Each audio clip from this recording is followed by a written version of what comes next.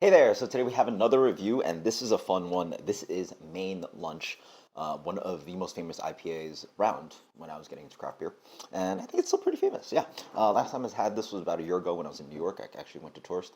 Was waiting actually for Forma Pasta Factory. If you're in Greenpoint, it's like right across the street from, right around the corner from tourist.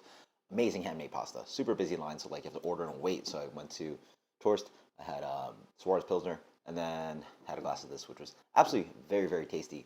But then again, there's a love-hate relationship with this beer. Well, actually, mostly a hate relationship, or like a overrated slash hate relationship with this beer in the sense that like for a while, like this was super hype. My friends and I like tried it all the time, um, and it was always like somewhat underwhelming.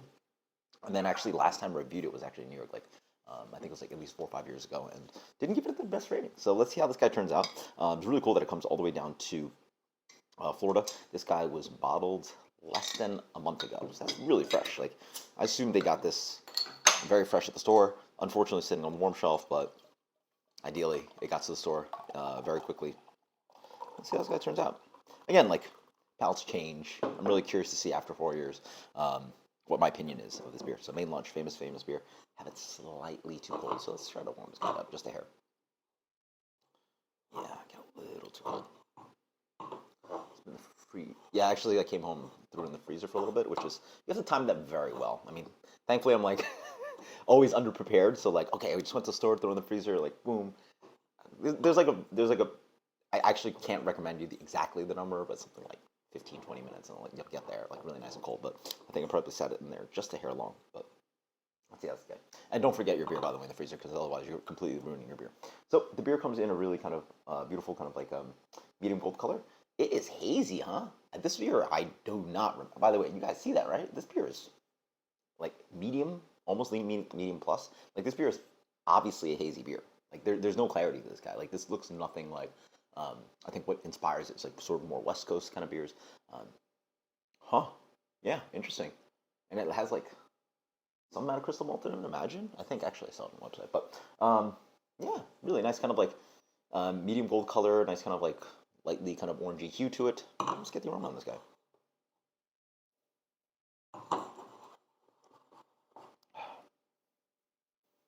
Doesn't smell that great. Like really nice head, but again, I think I have a hair cold. A bit of little malt, but again, this is fresh. Like we're talking, yeah, like less than a month fresh. Wow. I mean, hey, it could be just Florida, where the beers die, but cheers. I do have a little too cold. That's the problem. No way, right? No way, right? Oh, jeez, this thing costs like $9. There's no way. Um, it's pretty good. So it's a very clean, elegant, dry beer. Despite the color, it sort of shows like a little bit like sort of like the modern West Coast beers. It seems a little bit stripped down, but I will say there's a little bit more kind of like caramelly malt character. What I've noticed with the West Coast beers is that there's like almost like no kind of like malt to them. They're just like they're almost like bitter pilsners, like American hopped pilsners, in somewhat of that sense. I mean, obviously that's a very egregious thing to say to a West Coast style IPA, but at least some of the ones I've had.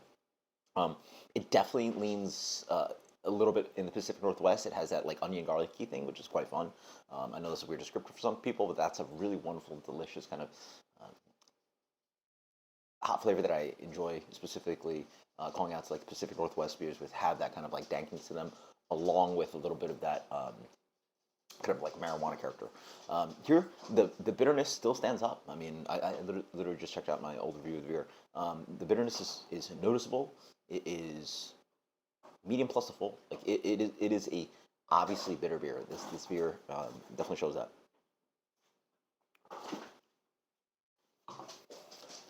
As you drink it more, I mean, it's slightly warming up, but like the hop flavors are slightly like. I mean, it's sort of just like what I came to expect. Like it's quite grapefruity.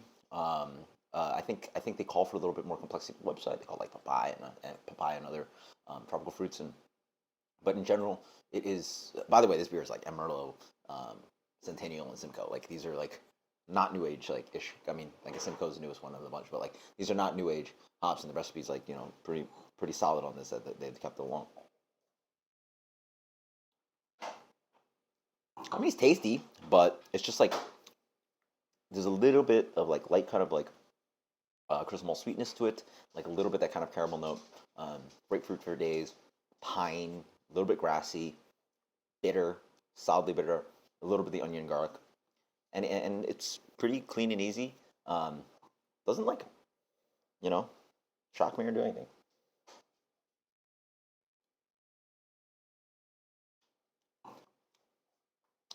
I mean, I think the time when I was giving this rating, it was probably an era where like I was what do I want to say like really into the haze thing, right? And like anything that was like not um, anything like clean, not as bitter, um, or sorry, clean, elegant IPAs, things where like they actually had solid bitterness, were sort of like out of fashion. And now, like for me, they're coming back into fashion. I think that's just sort of like the what do you want to call it? Like the evolution of my palate, right? So I'm like itching for more beers that taste like this, and having had a bunch of those really tasty beers from Portland was great.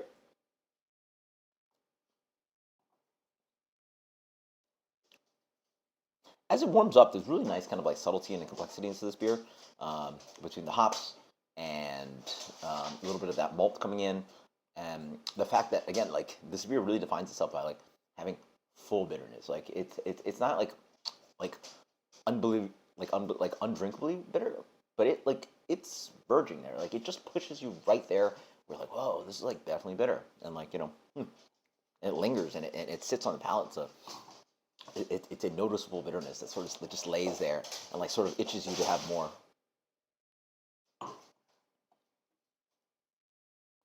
It's very good. It's very good. I think it goes to show it's always important to like revisit beers. I still think the beer is like somewhat underwhelming, right? Like we're talking about beers that like really impressed me like recently, especially my trip to Denver when I had like La Cumbre Elevated IPA, Pliny the Elder, Mordog Flesh Ram, having the Pacific Northwest beers. This is like somewhere in the middle-ish, right? Like it's nothing like as I wait more, there's a little bit of stone fruit that comes in really nice kind of like light peachy note that plays in with the complexity of grapefruit.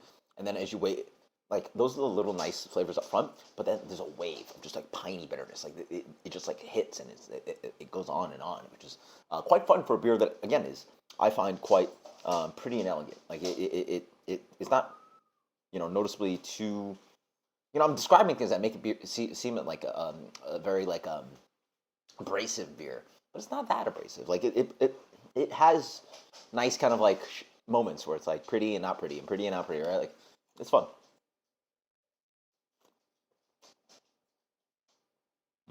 Very good. Very good. Where did I go this side? I should drink it more. It's one of those beers that sort of grows on you. Wow. I guess this beer has sort of grown on me. I don't think it's like um, as hype as I definitely don't think it deserved or deserves the hype that it seems to get because everybody's like, oh, main lunch, main lunch, main lunch. But it's something very good, and it does a little. It does a thing that lunch does, which is quite fun. That's specifically a little bit different from West Coast or um, Pacific Northwest. So I like it. These are the beers I'm like itching for. I wish more breweries made beers this good and this clean and precise and bitter. Let's go with a solid. Good rating. Solid 93. I think I gave it an 84 last time. I'm going up all the way up to 93. Sort of shows you the evolution of my palate, at least personally. But then again, I mean, like you make a like stupid good example of this beer. What was it? Um, uh, Roaring Table, like with their All American Burger. That beer was like solid, like 98, 99. Like that beer is so freaking good. Like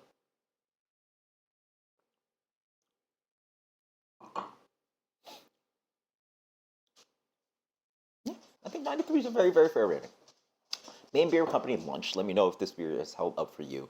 And actually, really fun. I was just on the website and like I saw their tap list, and like half the like majority of the beers are like decade-old recipes that I remember from drinking Maine Beer Company. Like I mean, I think Red Wheelbarrow might be newer, but there's like Mean Old Tom, this Mo. I assume they still make Peeper. Um, I assume they're still making King Titus. I'm just naming like some of the beers I remember, but also the beers that like they have available on the tap list. It's really fun to see a brewery sort of like, and dinner. Sorry, dinner was like a thing like like slightly less than 10 years ago, but around that time. So like these are like decade old, literally a full decade old recipes where there's been such a huge evolution of craft beer. The haze thing happened, and this brewery just crushes. And they're selling like like 17 ounce slash let's call it 16 ounce package. You know, pretty much like double the price of what most people would pay for the same volume of beer for hoppy beer, and nobody cares. They buy the hell out of these 500 ml bottles.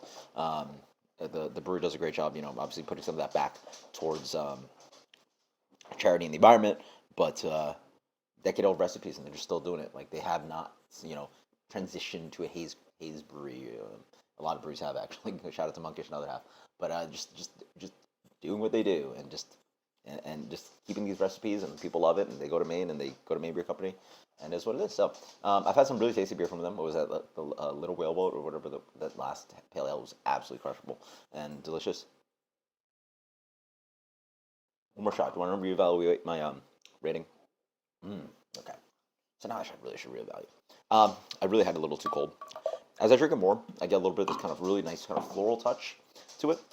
Another additional complexity, because now we're talking about a little bit of stone fruit, a little bit of slightly tropical. We're talking about the grapefruit, we're talking about the pine, we're talking about the onion, garlic, we're talking about the floral too. So I love that combination of it. And then the other thing I also notice now is that there's a really wonderful kind of like hop saturation that I'm getting now.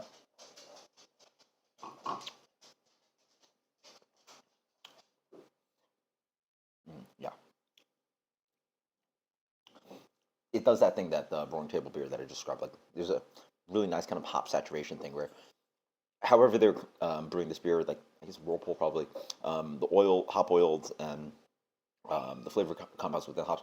There's like this thing where it just like coats your mouth. It's almost like umami, where it's like a hard to describe kind of uh, concept of flavor, and it sort of like covers your palate. And umami does that with like glutamates, but like hops can do it too, and or at least how I understand it. And this is saturating your palate. By the way, we have a kitten now, so if you guys are confused, um, fun. All right, let's bump it up a little bit more.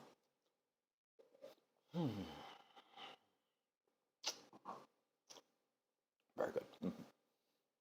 All right, fine. I'm going to 94, and that's where I'm going to cut it. Is this beer still overrated? I don't know. 94 is a very good rating. You guys let me know. You guys heard the whole peak of I had it too cold. I thought it was overrated before. I still might think it's overrated. I'm not sure. Here's the 94. The beer is very delicious. Try it out. If you haven't had it in a long time, I mean, I think a lot of people in my video actually like agreed with me. Like, wow, this beer really didn't hold up to like its hype of like, if it helped to hype to me, like hell, I'd have to give this beer 99, 100. Like these are the kinds of beers I'm itching for. 94 is a very strong rating though. It's absolutely delicious. Price point not ideal. Like this would be a beer I would love to just like have a 6 pack of, right? Like imagine like having this beer at like $6 a 6 pack. Wouldn't that be crazy? Nope. Instead, you're almost paying that price for a single bottle, right? Instead of 6 times 12, 72 ounces for $12, you're getting about like 16 ounces for $10 or $9. I think I paid like 9 of them. That price ratio is insane. So this liquid is very expensive and definitely not worth the price. To quality ratio, like this would have to be like the best IPA of all time for you to really justify the price. But yeah, hell, I can run across the gas station, get fresh High Life that's can like less a month, or let's say a month or two fresh, and you know, and literally it would be 6 cans of beer versus this one guy, right? And I enjoy that beer probably just as much as this guy. So, but this one's very fun. It's very unique. It's somewhat unique. I like that it's like it's a very pretty beer. Yeah, it grows on you, and then as I drink it more, hop saturation hits.